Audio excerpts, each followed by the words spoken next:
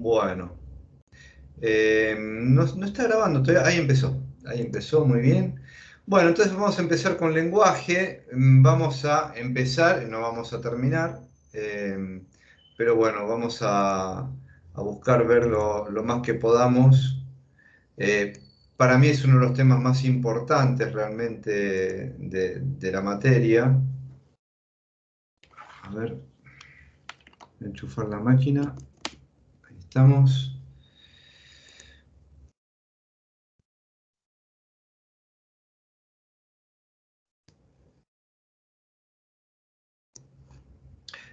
¿Pueden ver? Sí, profe. Sí, Oh, profe. Sí. bueno, bárbaro, bárbaro. Bien. Em,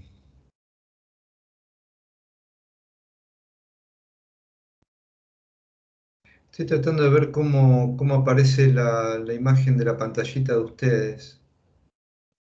Eh, no, Aparece abajo como una franja. Aparece pantalla completa y abajo todos los nombres. Ajá, qué suerte. Yo veo solamente la persona que habla, si es que habla alguien. Pero bueno, no importa. Vamos a hablar de lenguaje. Me parece que, a ver, ¿por qué me parece que es uno de los temas más importantes? Porque nosotros trabajamos con la palabra. Aún trabajando no con el significante, trabajamos con la palabra, ¿sí? Ya seamos cognitivo-conductuales, ya seamos psicoanalistas, trabajamos con la palabra, ¿sí? Eh, y la idea es abordar el lenguaje no solo como siempre lo hacemos, no solo desde lo que implica lo biótico, cuáles son las áreas involucradas, cuáles son los trastornos, sino tener presente que no se trata solamente de una construcción que tiene que ver con el consenso, ¿sí? Eh, por eso la frase de Borges no es un arbitrario repertorio de símbolos, sino que es un modo de sentir la realidad. Sí, me parece muy linda esa frase de Borges. Teniendo en cuenta también que nunca llegamos a decir todo. ¿Mm? Justamente, si consideramos que el otro está barrado, nunca llegamos a decirlo todo. ¿Sí? La posibilidad de la comunicación completa no existe. ¿Mm? Es una ilusión. Por eso no nos sirve la teoría de la comunicación para tratar pacientes. A ver. Y un párrafo muy lindo. Les iba a mostrar el libro, pero lo tengo en el comedor, así que no lo voy a ir a buscar ahora. Después se los muestro. De Yvonne Bordelois, Etimología de las Pasiones, un libro que les recomiendo enfáticamente que lean. El lenguaje que trasciende a los individuos no tiene existencia autónoma, no flota en el aire, está encarnado en una comunidad que también trasciende a los individuos. La conciencia plena de estar insertos en el lenguaje como una entidad que nos unifica y trasciende, no en vano decía Merleau-Ponty que antes que un objeto el lenguaje es un ser, y la contemplación del lenguaje desde esa perspectiva producen una transformación notable en nosotros. Me parece buenísimo ese párrafo, porque realmente habla de cómo, habla de lo que implica ser seres de lenguaje, ¿sí? Vamos a hablar como siempre de definición y conceptos, de lo que entendemos por lenguaje, vamos a desplegar algunos conceptos relacionados con eso, vamos a ver las bases neurofuncionales para ver las alteraciones y las problematizaciones. Seguramente vamos a ir con definición y conceptos y bases neurofuncionales en el día de hoy y terminaremos con alteraciones y problematizaciones en la próxima clase. Vamos a ver hasta dónde llegamos. Cuando hablamos de lenguaje, podemos hablar de lenguaje humano, de lenguaje animal y de lenguaje artificial. Evidentemente podemos hablar de lenguaje por ser seres de lenguaje, aunque parezca una pavada lo que estoy diciendo.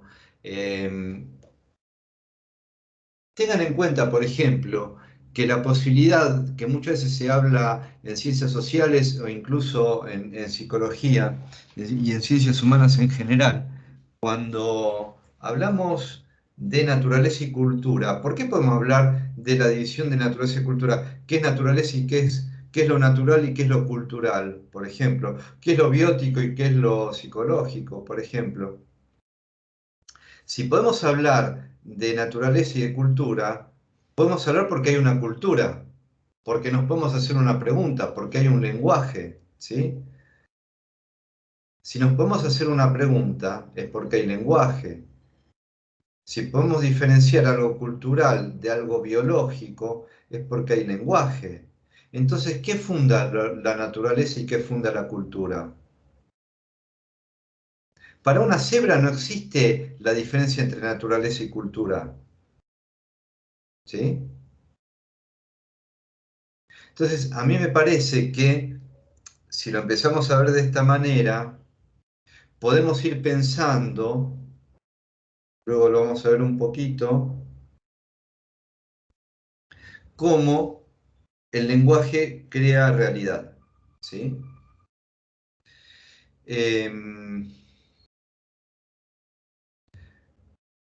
Y desde el punto de vista de la perspectiva humana, si se quiere, entonces hablamos del lenguaje humano, hablamos del lenguaje animal, y también a partir de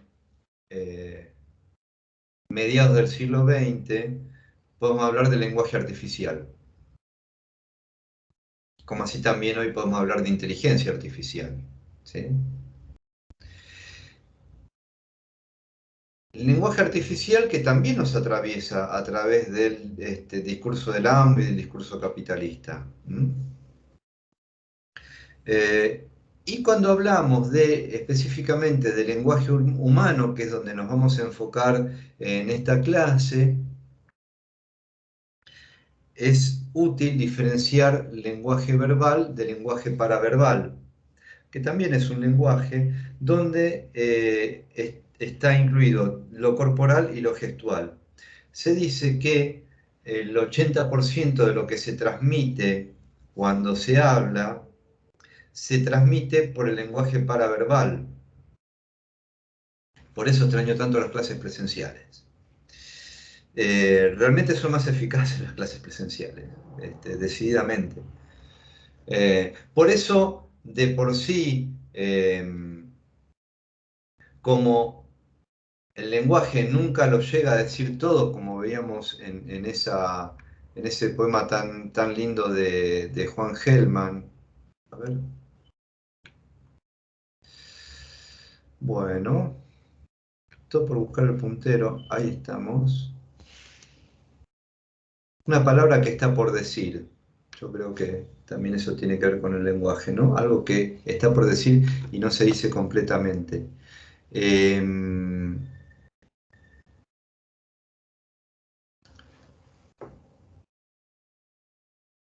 Lo paraverbal también tiene que ver con lo que está por decir y nunca termina de ser dicho, ¿sí?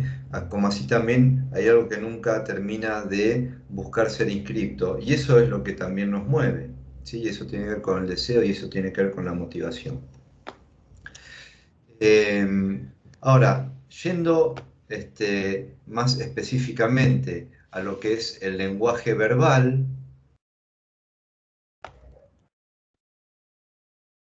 podemos tener algunas definiciones de la Real Academia Española que nos van a hablar de conjunto de señales. Bueno, ahí también estamos hablando del lenguaje paraverbal también.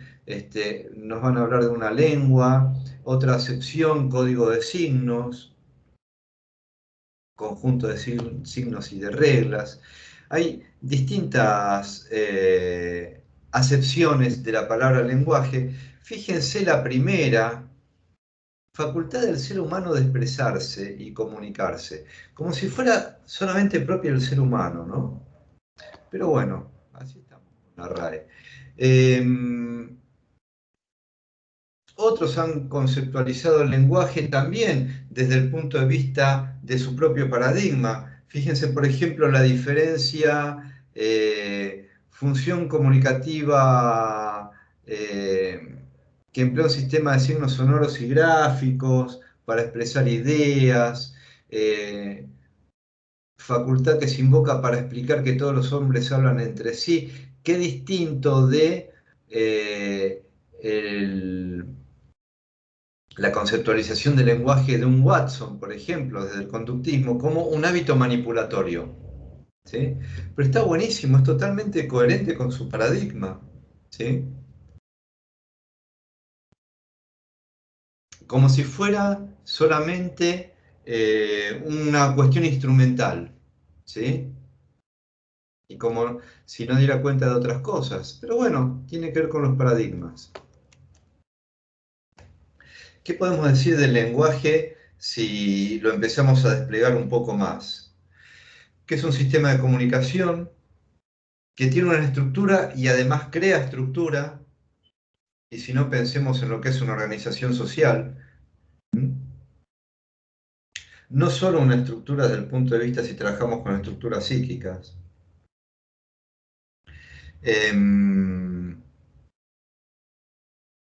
que si hablamos de lenguaje en animales hablamos de signo, y si hablamos en humanos podemos hablar de signos, de símbolos y de significantes, que implica una participación desde lo sensoperceptivo, que podemos hablar del poder performativo y de enunciado performativo y de actos de habla cuando hablamos de lenguaje, y que podemos hablar también de discurso. ¿Qué quiero decir con esto? Por ejemplo, este es un ejemplo típico de John Austin.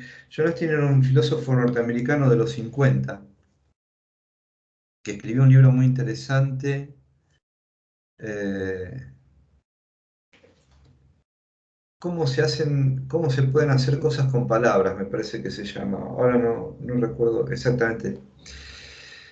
Eh, que ponía, hablando del poder performativo, del enunciado performativo, de actos de habla, cómo el lenguaje crea realidad. Por ejemplo, yo les estoy tomando examen oral, ¿sí? Y ustedes dan un examen, uy, profe, estudié mucho, estudié poco, empiezan a hablar, y yo en ese momento les digo a alguno de ustedes, tenés un 5, tenés un 8, tenés un 10 o tenés un 2. La realidad a partir de ese acto de habla es diferente. Lo mismo cuando alguien dice los declaro marido y mujer, por ejemplo, ¿sí? Que es el caso, creo que menciona John Austin. Ese es peor. Bueno, depende.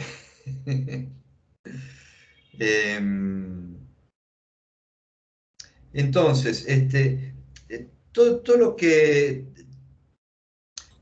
es interesante incluso cómo desde las teorizaciones feministas se trabaja mucho todo lo que es enunciado performativo y actos de habla.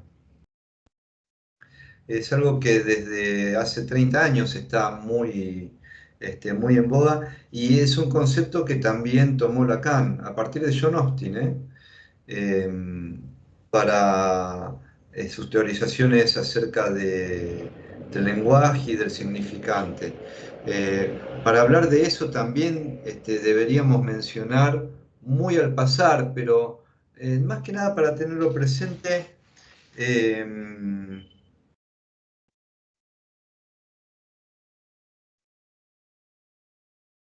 todas las teorizaciones de Ferdinand de Saussure, las teorizaciones de Jacobson o las de Emile van Benist, que son diferentes, pero que les recomiendo que en algún momento empiecen a abordar si les interesa el psicoanálisis.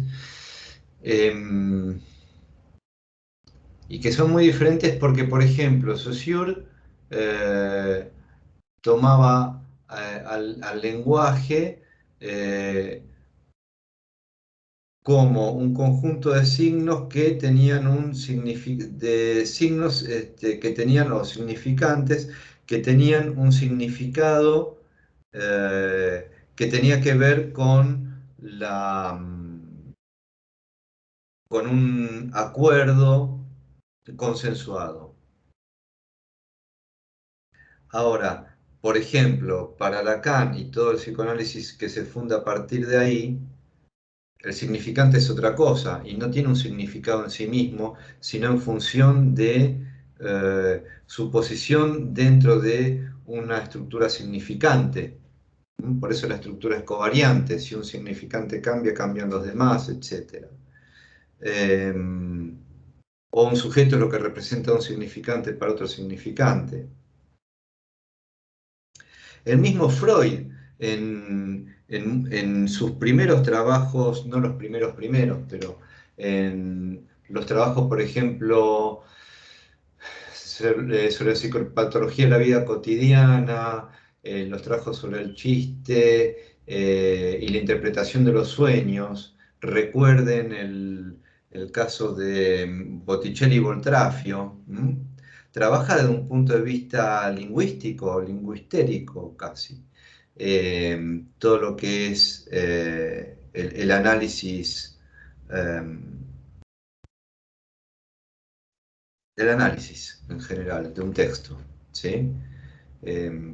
Nosotros podemos tomar que hablando de lenguaje también, nosotros podemos decidir, trabajando como psicoanalistas, y depende a partir de ahí, si no decimos eso, trabajamos como psicólogos,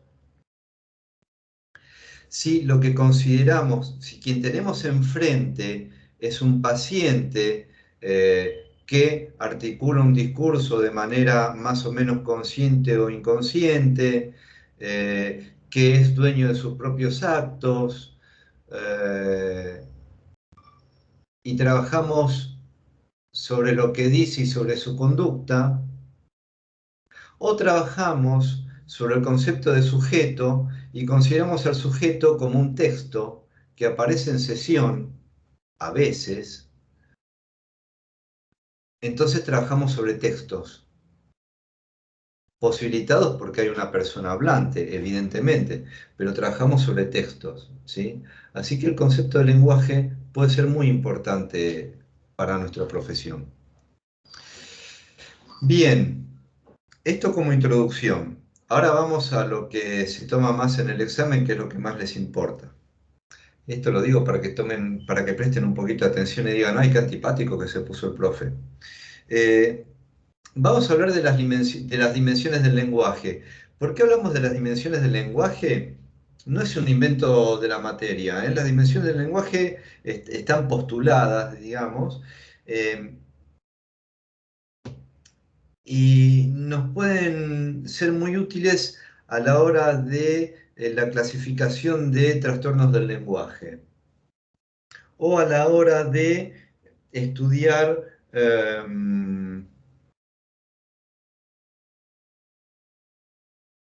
las bases neurofuncionales del lenguaje en el sentido de cómo se expresa el lenguaje y áreas involucradas en esa producción. Tenemos tres dimensiones del lenguaje: la lexicosemántica, la sintáctica o fonológica, morfológica y sintáctica, yo la agrupo como sintáctica, y la pragmática. La lexicosemántica o semántica tiene que ver con todo aquello que se relaciona con el significado de las palabras, ¿sí? O sea, ¿se acuerdan cuando hacían en la secundaria y tal vez en la primaria análisis sintáctico, morfológico y semántico? Bueno, el análisis semántico, eso que tenía que ver con el significado de cada palabra, es lo que tiene que ver con la dimensión léxico-semántica o semántica. ¿A qué área les parece ¿Con qué área de corteza les parece que podría estar muy relacionada el área léxico-semántica? O por lo menos un área y un sector no de corteza. Pregunto, a ver, ¿quién se gana 50 centésimos para redondear en el promedio? ¿En el área de comprensión del lenguaje? ¿Cómo? ¿En el área de comprensión del lenguaje? Está bien. Wernicke. ¿De qué área estamos hablando? Wernicke. Wernicke, sí, muy Wernicke. bien. Wernicke es un área involucrada. ¿El área 22 y el área 39 también, profe? A ver por qué. Ah, lo tiraste ahí. No sé, ¿Por la qué? leí en el libro y me recordé los números. Bueno, pero ¿por qué? Y la 22 Wernicke y la 39 la de comprensión del lenguaje, la integración. La integración, Ah, sí. bueno, justamente. Eh, y también el hipocampo, ¿sí? El giro cingulado.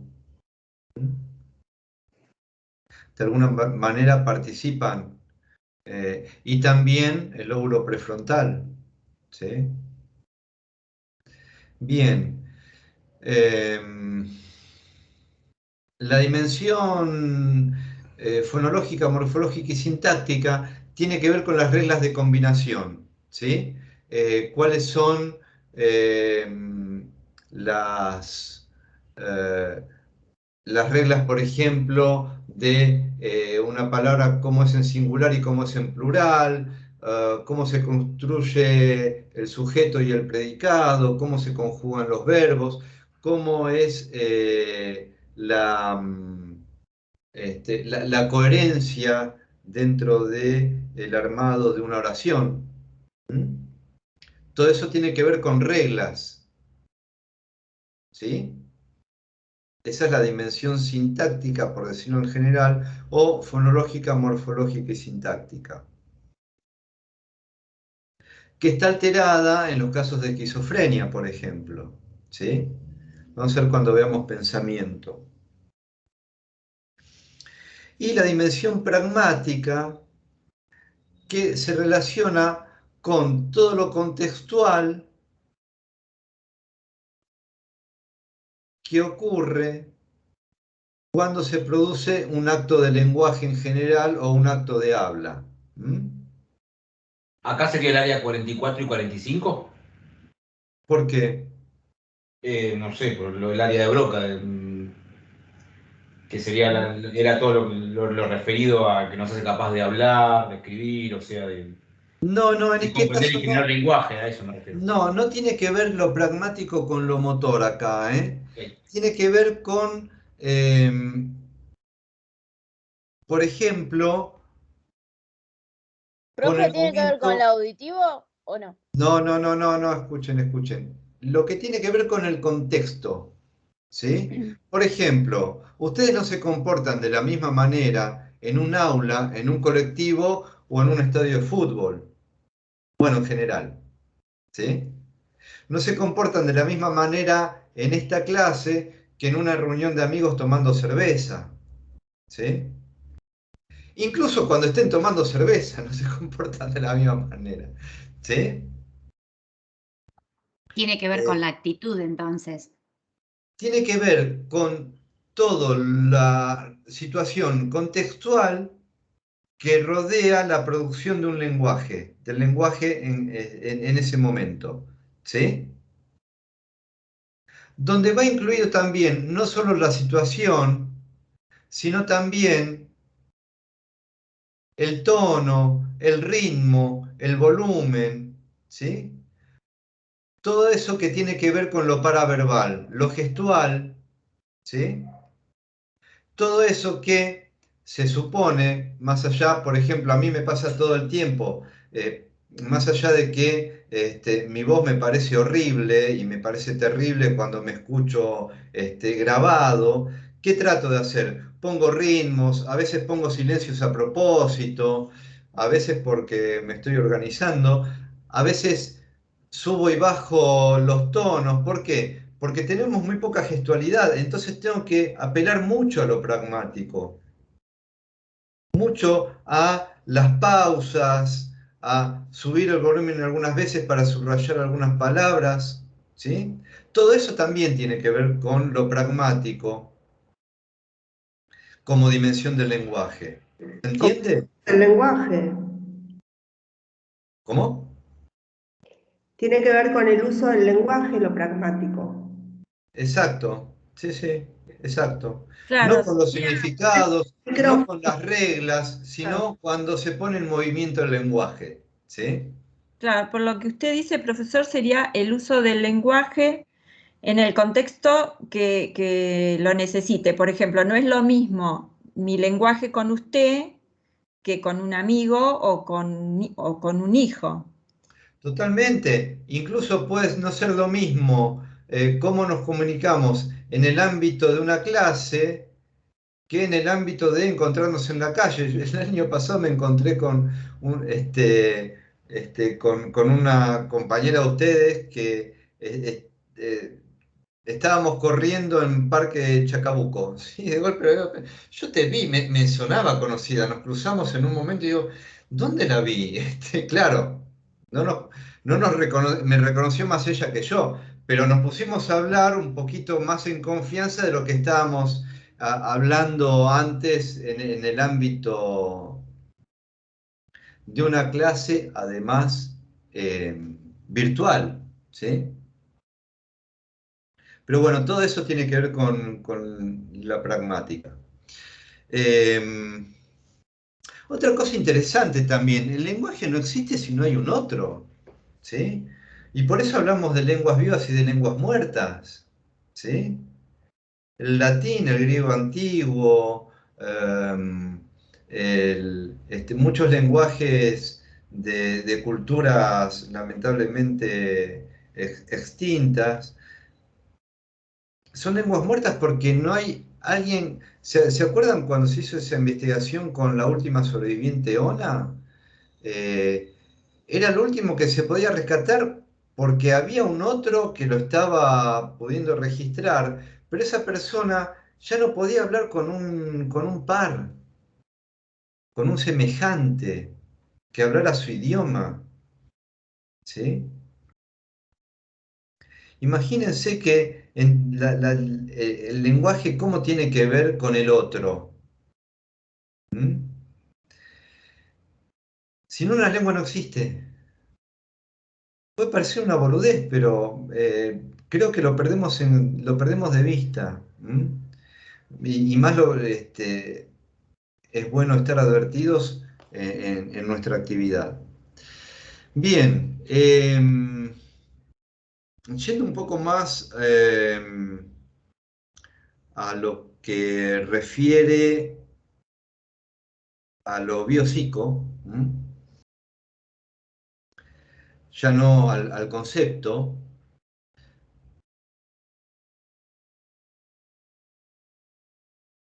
¿Cómo se va desplegando este lenguaje? No nacemos como se... A ver, nacemos en un mundo del lenguaje, por lo menos desde Heidegger en adelante podemos pensarlo así, pero no nacemos con el área de Broca ya madura, ¿sí?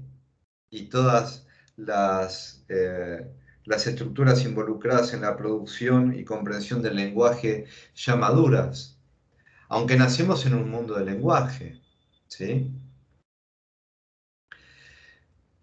Ahora, ¿qué pasa a medida que desde el nacimiento y lo que tiene que ver con el estado de prematuración en adelante? Pero es importante tener en cuenta esto, porque ahora vamos a hablar de qué pasa de los 0 a los 6 meses, del 1 a los 2 años, como si fuera todo este tema de la prematuración y la vaina de mielina y todo eso que hablamos siempre. Pero tengamos presente que ya nacemos y somos nombrados desde antes de nacer, y nacemos ya en un mundo de lenguaje. por más que no articulemos palabra desde el momento del nacimiento.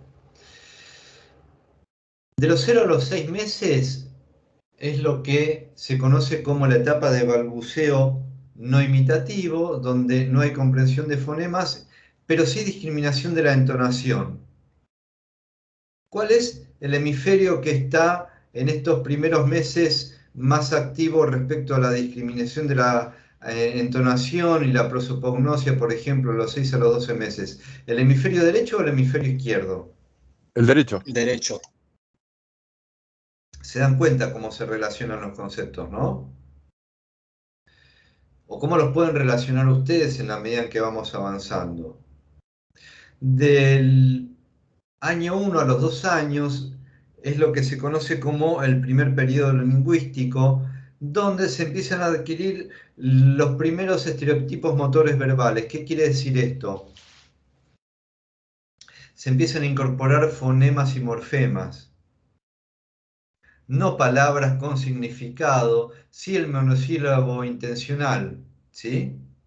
Hay una manera de comunicarse con monosílabos si el nene o la nena quiere decir quiero esto, ¿sí?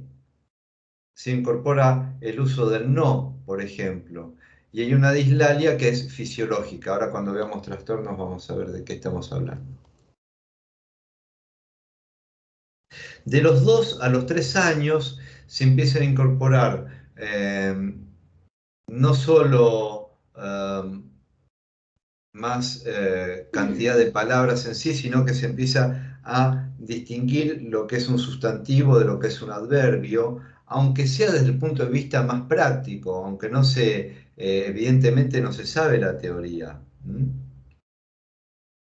Se puede empezar a utilizar a partir de la dimensión sintáctica del lenguaje y porque se está empezando a incorporar una norma, frases de 2 a 3 proposiciones y se pueden empezar a entender.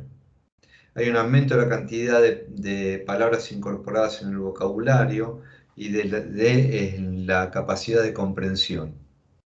Hacia los 4 años desaparece la dislalia fisiológica, ya vamos a hablar de esto,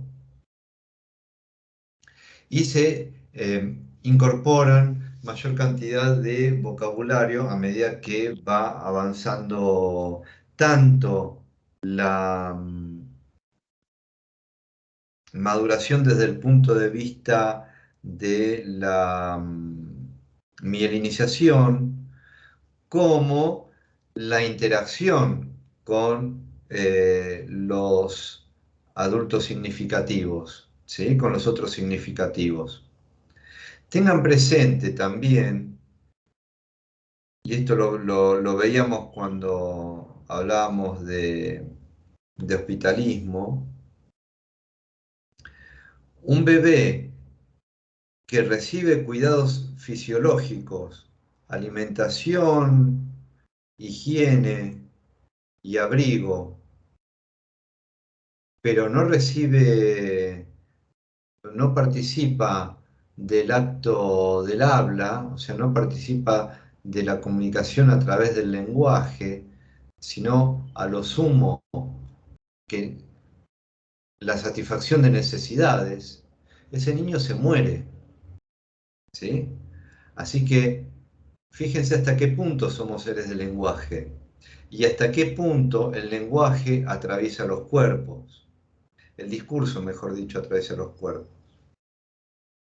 Hasta qué punto es necesario distinguir cuerpo como órgano de cuerpo como construcción mediatizada por un lenguaje.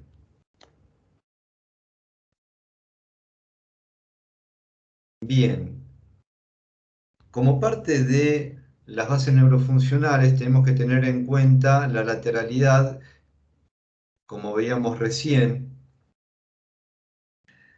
¿Qué dimensión del lenguaje? ¿A qué lo voy a expresar de otra manera? La dimensión semántica del lenguaje. ¿Dónde creen que tiene más, qué ¿Qué hemisferio creen que tiene más actividad en la dimensión semántica del lenguaje? ¿El izquierdo o el derecho? El izquierdo. ¿Por qué?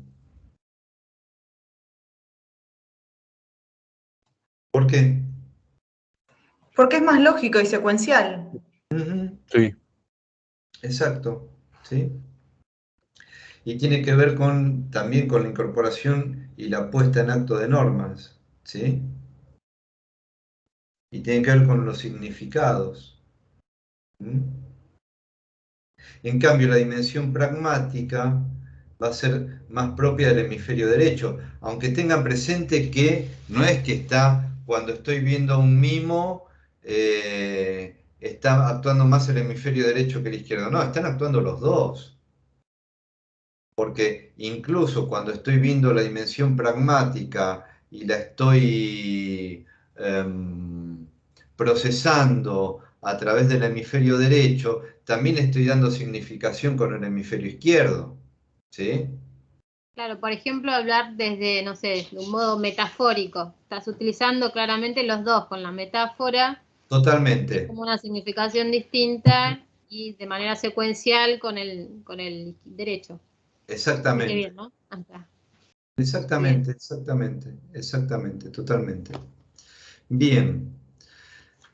Respecto a áreas involucradas, vamos a terminar con las bases neurofuncionales y cuando terminemos bases neurofuncionales dejamos para seguir en la próxima clase, ¿sí?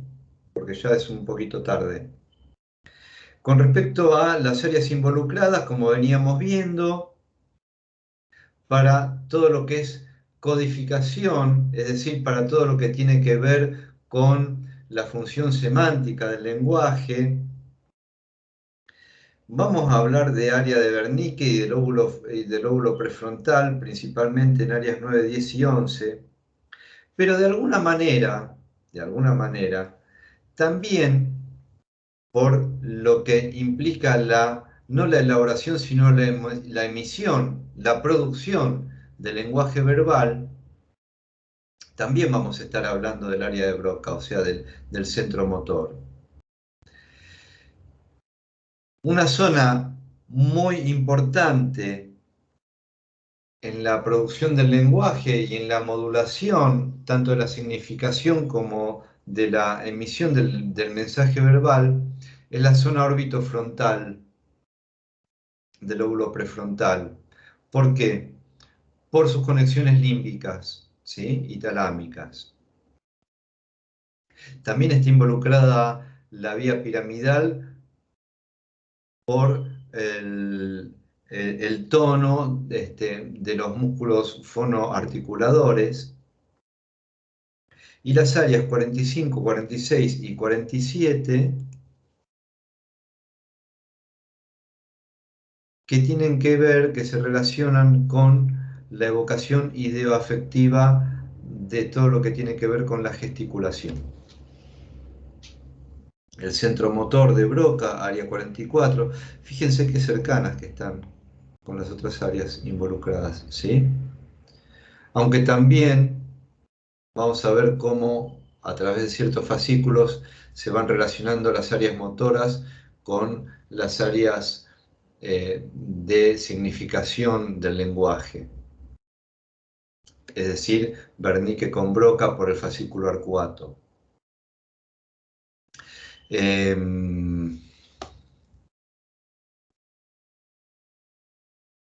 A ver si eso, acá está, ¿sí? ¿Se acuerdan cuando hablábamos en neuro de los fascículos de asociación? Bueno, el fascículo arqueo lateral o arcuato es el que une las áreas de Wernicke con Broca, ¿sí? Y que permiten que se articule lo que se está pensando, ¿sí? También el fascículo uncinado que conecta el lóbulo temporal con el prefrontal.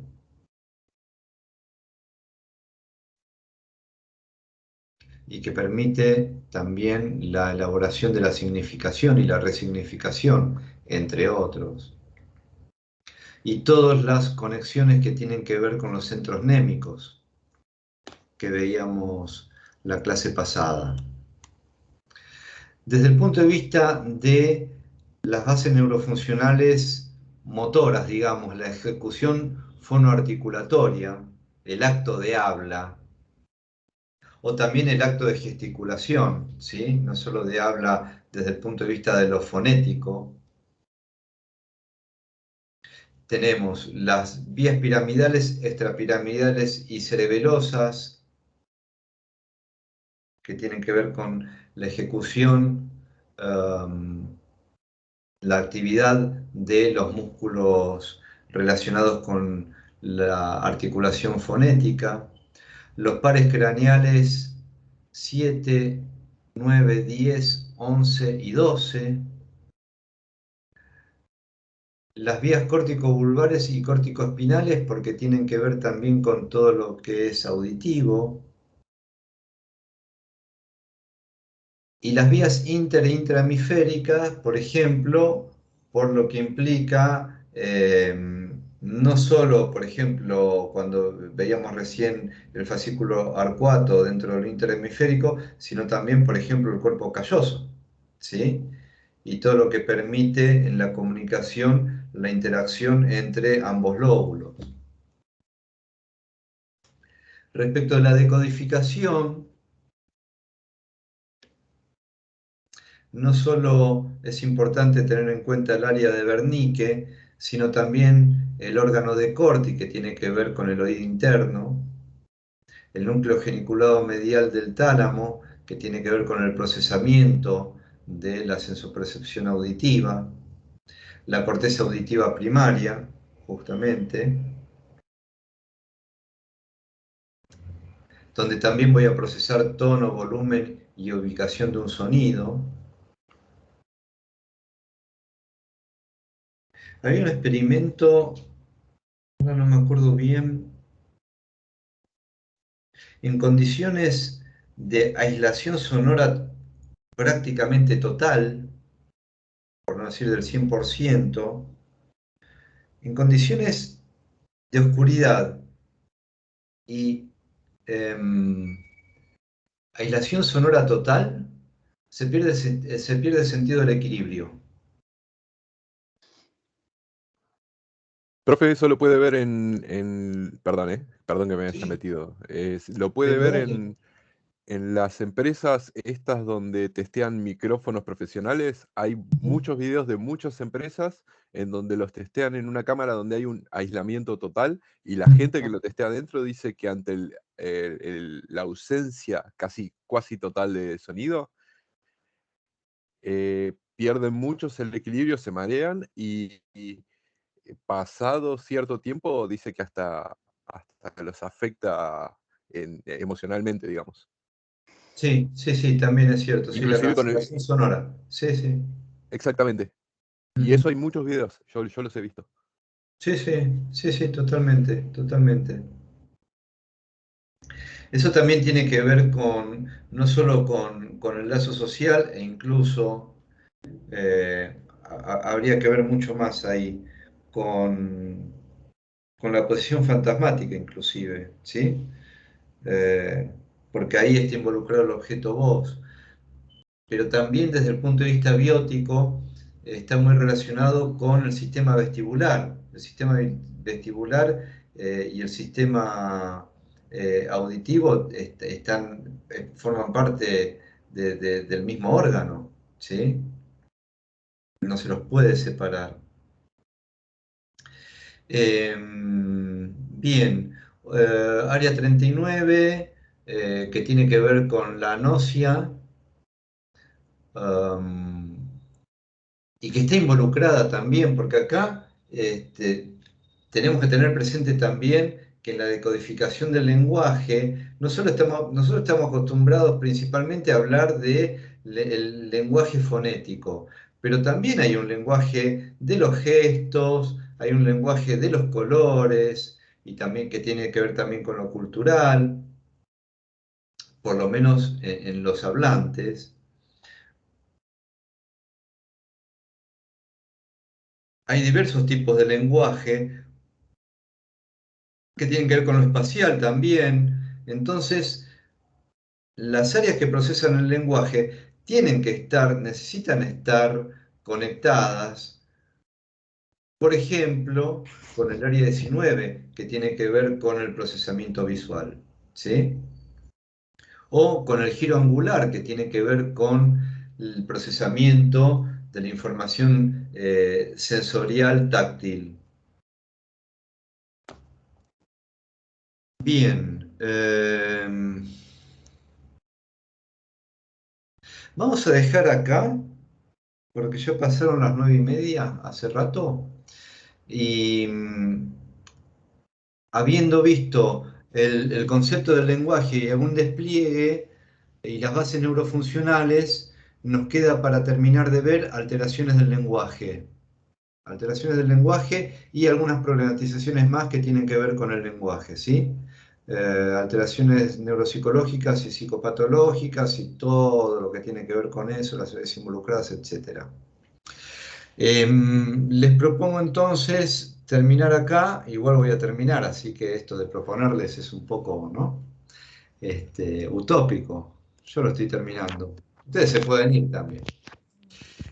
Y seguimos la próxima clase. Déjenme ver un poquito a ver si les puedo decir con qué vamos a seguir, aparte de terminar con lenguaje. Así ya lo tienen. Así ya se ponen a estudiar con mucha motivación. Con conducta me parece que deberíamos continuar. No, vamos, ¿No? en realidad con inteligencia o con pensamiento. Estoy pensando... Ah, claro. Me gustaría ir directamente a pensamiento a partir del lenguaje, pero también confluye con algo de inteligencia. Así que vamos a terminar lenguaje la clase que viene y vamos a empezar y creo que terminar con inteligencia. Como para que si pueden ir haciendo una lectura va a estar bueno porque lo van a aprovechar mucho mejor. ¿Sí? Profe, una consultita. Sí, Gabriel. No, ¿quién es? Que está hablando? Ah, Sense. Gabriela está Gabriela levantando levantó la la mano mano. y yo hablé directo, perdón. Y hablan, qué coordinación, ¿eh? Bueno, dale. Suele ¿Quién pasar. diría? Sí, quería mencionar, recién donde mencionaba el área de Brodmann respecto de la captación musical, en el libro dice que es la 20 y acá tenía la 29 en la diapositiva, ¿puede ser? Déjame ver, después me fijo y lo... Después me fijo. Yo por las dudas para saber qué anotar después bien. Está bien, dale. Dale, después me fijo. Muchas gracias. Respondo en el foro. ¿Qué teníamos para ver en el foro? Profe, ¿puedo hacerle una consulta? Sí, espérame un poquito que anoto, porque si no después me olvido. Claro. Lo de fracaso del fantasma, sí. Sí, te escucho. No me acuerdo si era en lenguaje, pero en una parte del libro dice, la localización anatómica se encuentra en el área frontal interna izquierda, área 6 y 8 de Moyano. Eso es un error, dice de Moyano, o sea, lo leí, dije, estoy leyendo bien, pero dice de Moyano. No. Está mal, ¿verdad? Sí, no puedo dar constancia de eso. Será un error de imprenta. Gracias. El lóbulo sindicalista, sí. No, la verdad que no lo tengo leído. No sé qué edición lo estás viendo, ¿eh? ¿Qué edición tenés? Ahí me fijo, profe. La que estamos usando casi todos. No me puedo recordar cuál es. 2011, puede ser, tercera edición 2011. Sí, está bien. La edición, la penúltima, digamos. Exactamente. Después me voy a fijar, la verdad. ¿En qué página estás, Gabriela? No me acuerdo porque cuando lo estaba leyendo y estaba haciendo el resumen, lo leí, lo volví a leer 1000 veces y dije, ¿estoy leyendo bien o ya estoy muy quemada? Y no, la verdad que no lo marqué, cuando lo vuelva a leer, lo anoto. Dale, envíame foto de la página. ¿Sí? Dale, perfecto. Bueno, gente, dejo de grabar y nos vemos el próximo martes, misma hora, mismo canal.